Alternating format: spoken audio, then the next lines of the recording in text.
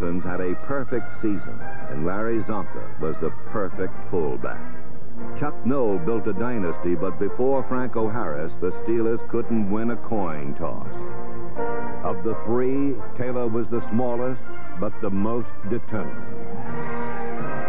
Number 31 put the power in the Packer sweep and raced all the way to the Hall of Fame in Canton, Ohio, where he was enshrined as the fourth leading rusher of all time. A few years later, Larry Zonka joined the Dolphins.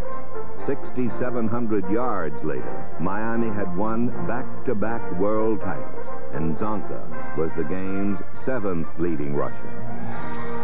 But the most productive fullback is Franco Harris, the NFL's all-time third leading rusher. Taylor, Zonka, and Harris. Their longevity made them great, but today, a new big back dominates the game. He was born Earl Christian Campbell in a shack off Country Road 492 in Tyler, Texas. On the third carry of his pro career, he became a star. Pass ready, retreats to throw. Quick out to Campbell, has a blocker in front at the 30, 35, 40, 45, he's open. 50, 45, 40, 35, 20, 15, 10, 5. Touchdown, Earl Campbell. Oilers lead it 6-0. Early in a game, Campbell establishes himself as a force. Few defenders can stop him. But as the game wears on, he wears them down, and no defender wants to. Pitch back goes to Earl Campbell. Breaks the tackle at the 20, 25, 30, 35, 40. At the 50, he may go. At the 30, at the 20, at the 10, at the 5, touchdown.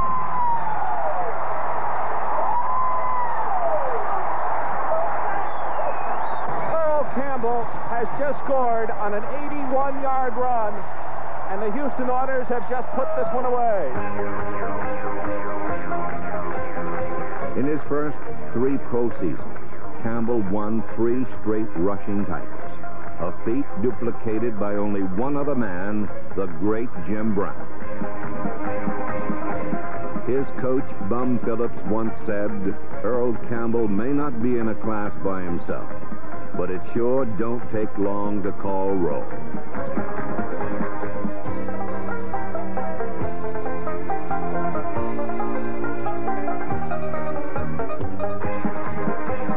According to O.J. Simpson, when it comes to strength and desire, no running back is his equal. I've always felt to be a true superstar, you have to have exceptional competitive spirit. Earl Campbell may have just a little bit more than the rest. Nobody gets hit more than Earl Campbell. But Earl Campbell just will not give in. I've seen him go one-on-one confrontations with defensive players that no other running back playing the game today would come out ahead. And Earl will find himself in the end zone. I don't think there is a more competitive player today playing any position than Earl Campbell.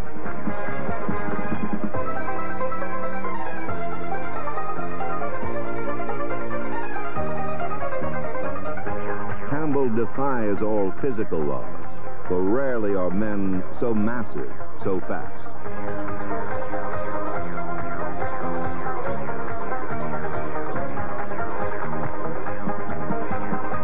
He is such a dominant runner that in the poll of NFL coaches, Campbell was voted the one man they'd most like to have.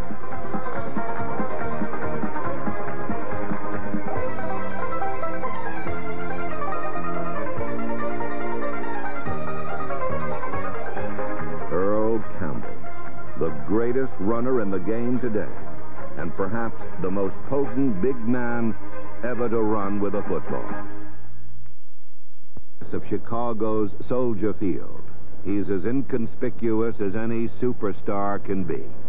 His name is Walter Payton, and by game time, it's standing room only, for no man in football generates more excitement. People turn out because they know at any given time or any given moment, Payton's going to, give that electricity, that excitement of what they're there to look for.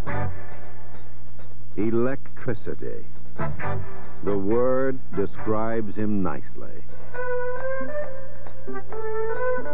Walter Payton is the only man in pro football who could have a 3-yard loss described as brilliant.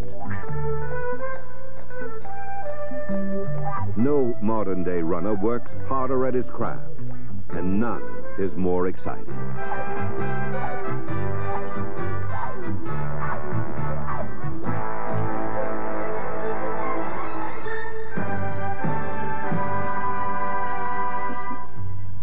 In an age of egotistical superstars, Payton is the ultimate team player, a man so genuinely humble that his teammates nicknamed him Sweetness. Each Sunday, the soft-spoken dynamo asks the good Lord to grant him strength, and each Sunday, the good Lord delivers.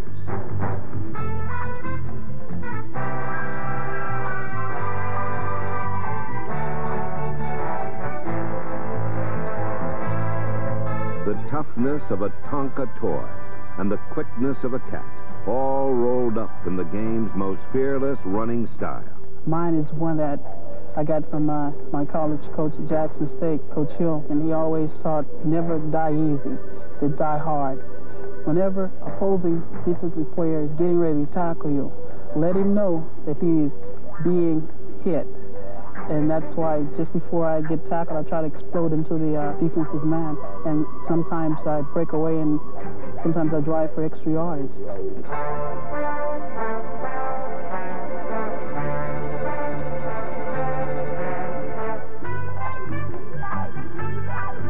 Said one NFL coach, one day God just picked up a chisel and decided to make himself a halfback. The result?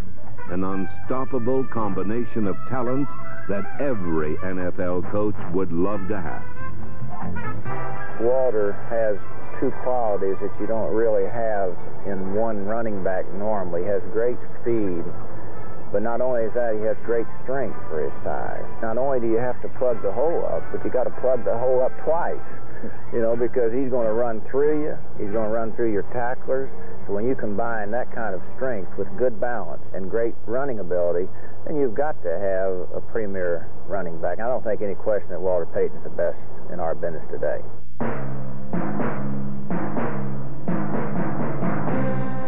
He'll live to rewrite the record books. And when his career is done, we'll watch all his plays, and together we'll say, it was a pleasure to watch that man run.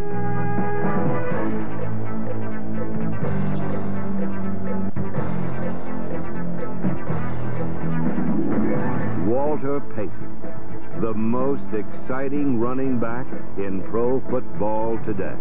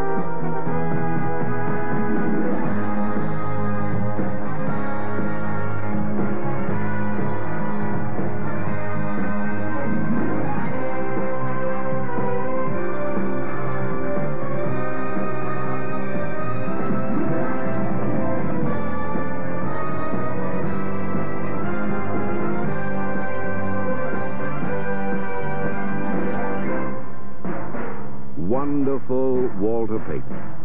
Truly one of the best ever.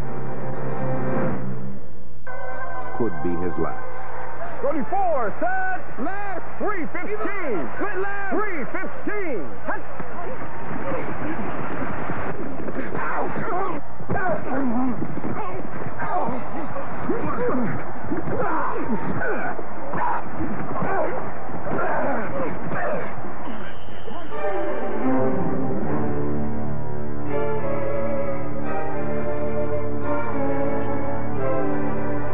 The average length of a runner's career is a little more than 4 years. His is a world of tape, whirlpools, disabled lists, and doubt. In order for a runner to excel, he must summon up all that is within him. Such a man once played for the Chicago Bears. When Gale Sayers suited up, he played every game like it would be his last. And as a rookie in 1965, Sayers offered a challenge to defenses and a promise to his team. Give me 18 inches of daylight. That's all I need.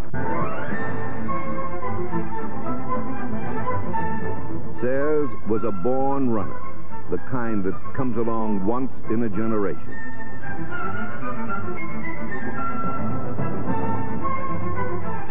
Nicknamed the Kansas Comet, he came to the pros at a time when the AFL and the NFL were embroiled in bidding wars over the best college talent. The father of football, Papa Bear George Halas, was not about to let Sayers get away. We did draft Gale, and Lamar Hunt also drafted him. Well, I knew Lamar had something like $500 or $600 million, and I was concerned whether he'd use that dough to help get Gale Sayers. I was very much concerned about it.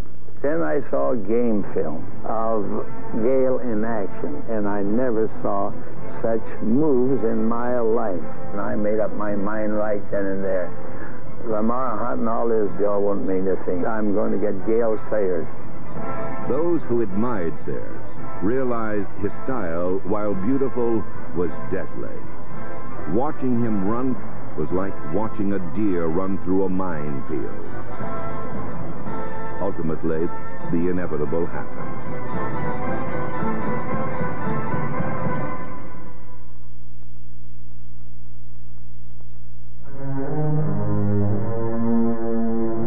In 1968, a wicked tackle shredded his left knee.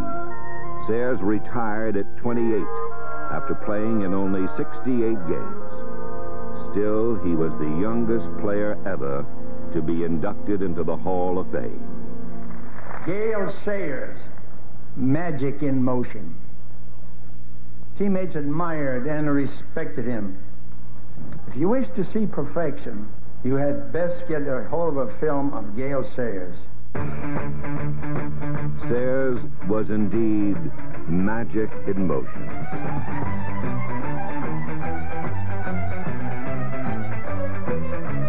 He wrote his own rules, then he broke them.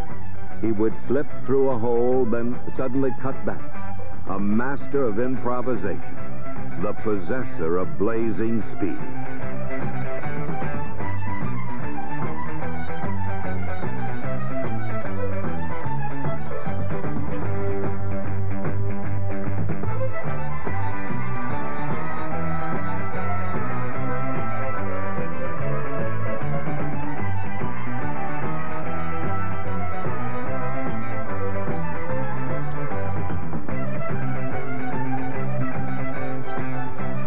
Twice, he won the NFL rushing title. Once for a Chicago team that lost 13 of its 14 games. Number 40 was a number with wings.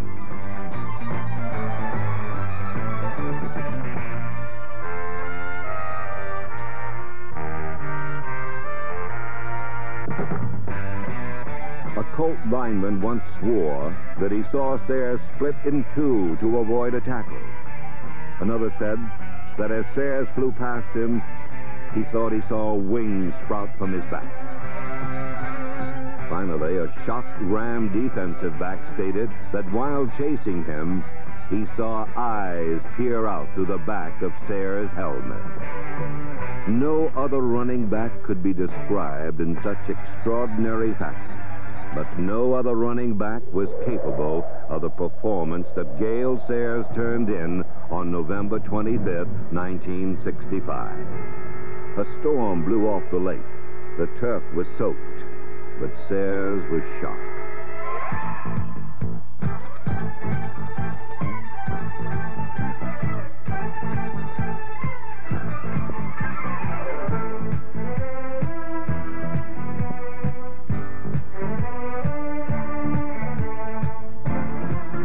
After scoring 5 touchdowns, Sayers was taken out, but the fans wanted him to go for another. Papa Bear Hallis put him back in to return a punt, and history was made.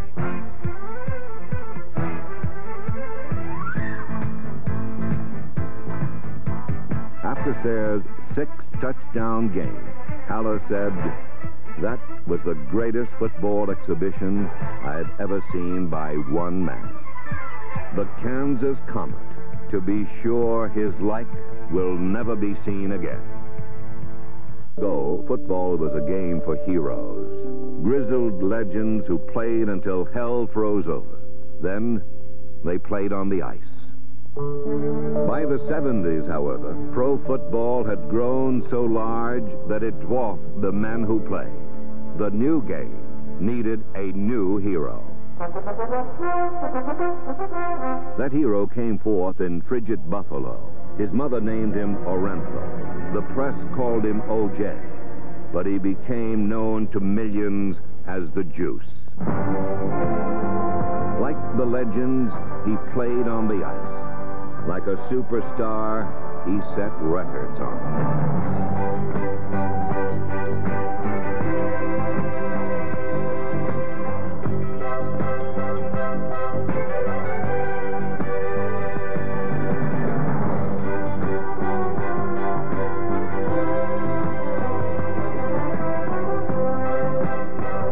O.J. had it all. The speed, the size, the moves. But before his rise to superstardom, there were 3 very long and bitter seasons. My early years in Buffalo were, I guess, frustrating is the best word to put it, because I came out of college, I realized that they were expecting a lot of me, and I was prepared to give it. I wanted, I wanted the ball.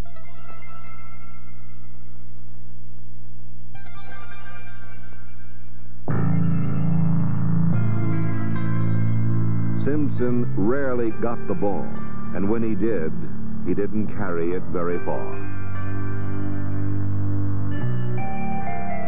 The problem was not O.J.'s. His offensive line was poor. One coach foolishly tried to make him a wide receiver. Buffalo and the Bills became a special kind of hell. Another Heisman Trophy flop, they all muttered. But in reality, O.J. was a rocket poised on the path. All he needed was a man to come in and press the button. Well, the turning point in my career was obviously when Lou Saban came to Buffalo. Lou had always been a coach who was in favor of the run. More important, Lou brought some stability to the organization because he featured me. He made no bones about it when he came in, and I led the league in rushing.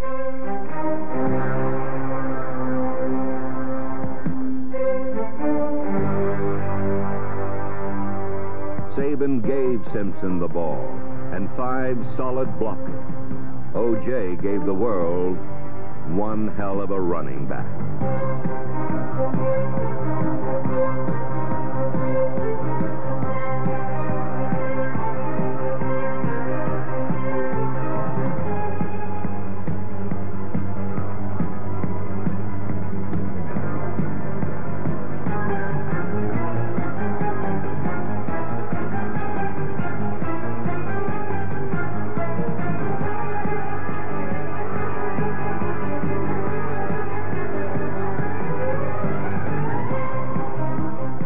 runs were stunning in their beauty, ballet-like in their grace.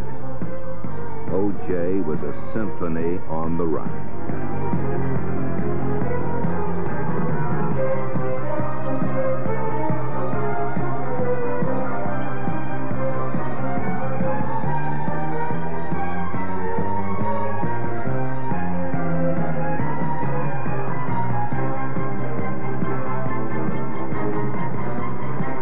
The juice made holes where there weren't any and created daylight out of tangled jerseys. For 11 years, he was a marked man, but an entire defense was more likely to wane and lose its concentration before the juice.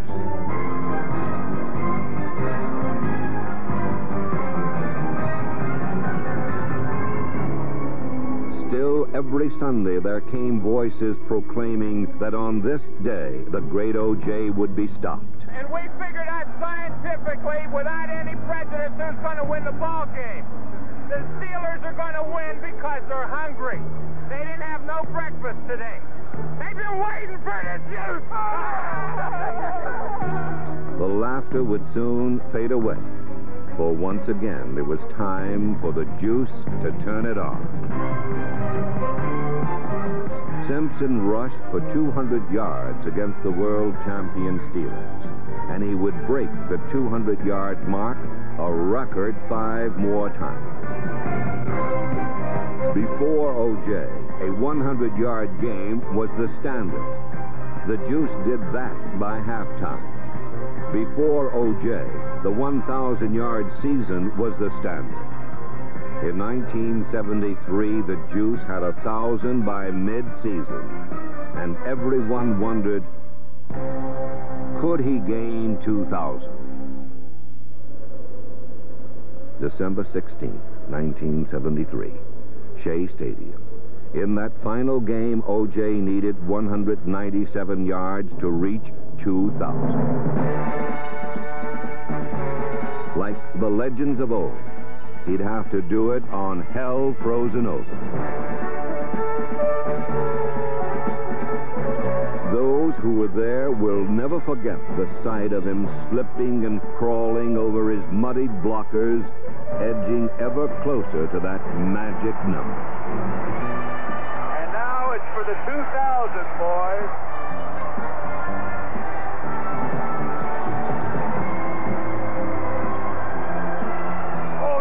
Running left, O.J., 5-4, maybe more, I don't know. Maybe six. There it is. They did it. Yeah. I just wonder if the three of us at this moment fully realize what it has been our great privilege to watch O.J. Simpson run for 2,000 yards in one season. That last game was not quite over. And I went into the locker room, and they still had 2 or 3 minutes to play, and I was the only guy in that locker room. And I've never felt like that. I can't recall feeling like that any other time in professional football. He left the Trojan horse and the scarlet pom-poms of USC behind. Over 11,000 yards and 4 rushing titles later, O.J. Simpson was the second leading rusher of all time. Indeed, he was an old-style hero for the modern game. Does it with power, sweetness with power and speed. The Kansas Comet had incredible moves. The juice never once lost a lead. But only one man had it all.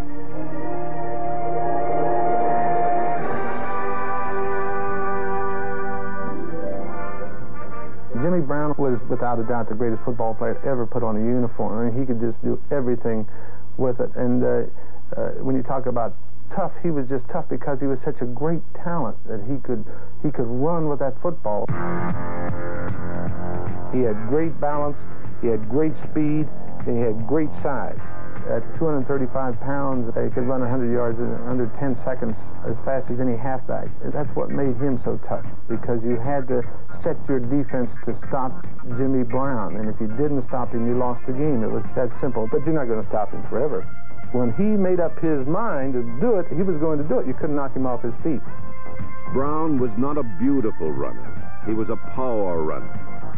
But in the end, his power was beautiful to watch.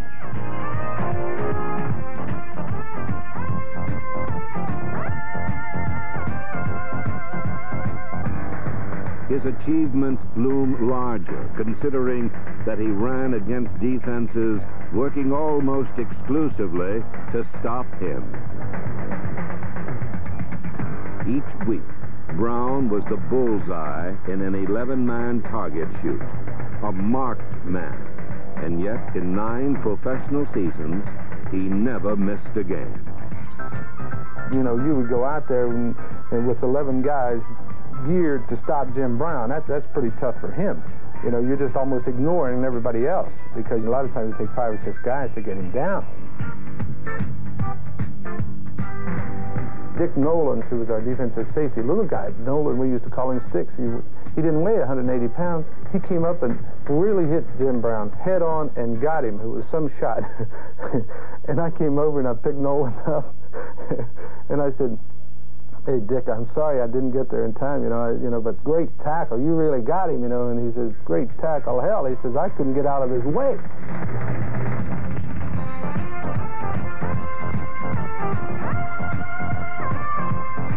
I once thought Superman wore an S on his jersey and hung around with Lois Lane, said one opposing coach. Now I know he wears number 32 and plays football in Cleveland.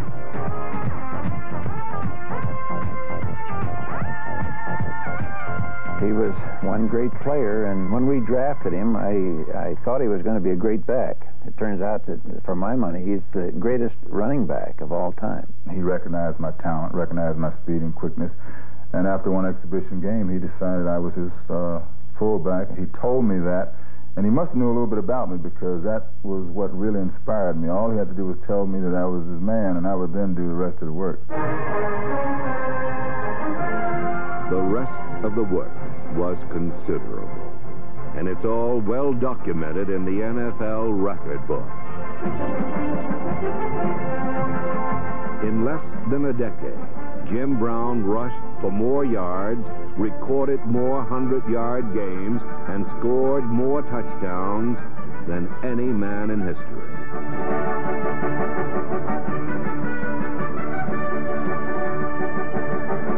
He won the NFL rushing title an incredible 8 times in 9 seasons. And among the great defensive players of his era, he had nothing but admirers. I don't think that anybody really too often gets a good, clean shot at Jimmy Brown. And when you do, you just give it a little bit extra, as hard as you can, maybe thinking, I'm just liable to hit him hard enough, maybe I could put him out of the game or something. By that time, you just feel, well, I might as well help him up, but it's not too often that you do it. When you gang tackled him, when you gave him those extracurriculars, unlike some of the ball players that get a frothing from the mouth and obscene language, you dirty this and that, I'll get you, and then you this and you that, Jimmy would get up off the ground slowly, look at you and kind of say, hi, go back to that huddle slowly, and he just kept coming. He had a sight for that goal line when he was within a yard or 2 away from it. He could see it, and, brother, he made every effort. It was just like an elephant or a bull just giving that extra little bit of something. And you talk about dragging people. I think he dragged more people from the 2-yard line in than any person I ever saw in my life. You get a good angle on Jimmy, hit stop, and then suddenly go against the grain, which is unique and unusual for a man that size. And away he goes.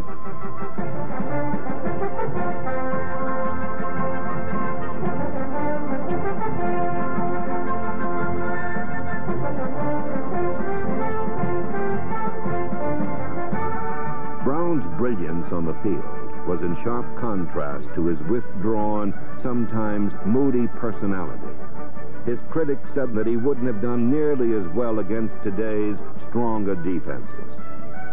Brown answered his critics on game day. I played 9 seasons. I never missed a game, and I never laid out on the football field. Guys now accept the fact that they can be hurt slightly, run off the field, get themselves together, and come back.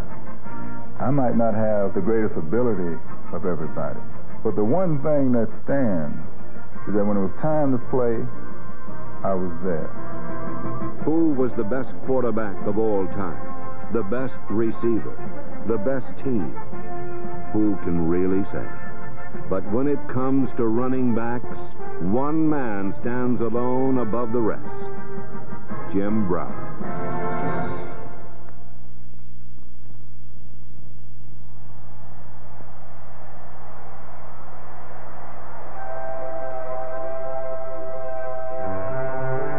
They stampede ahead like angry bulls. They dance out of danger's way. Their speed lets them leave the others behind. Their grace is the game's ballet.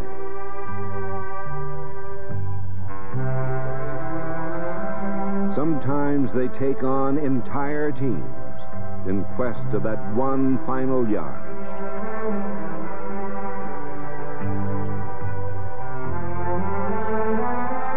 Other times, escape is an impossible task.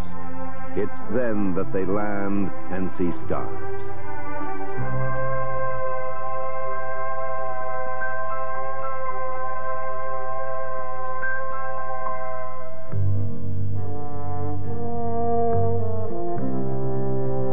They all hold degrees from the school of hard knocks, for each down exacts its toll.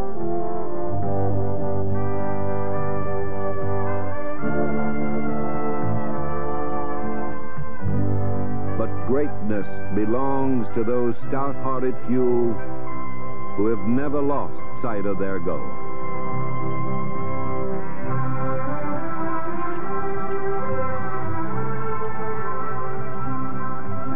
They come from towns all over this land, where they left all the others behind. They transcend the game. To them goes the fame. The very, very best of all time.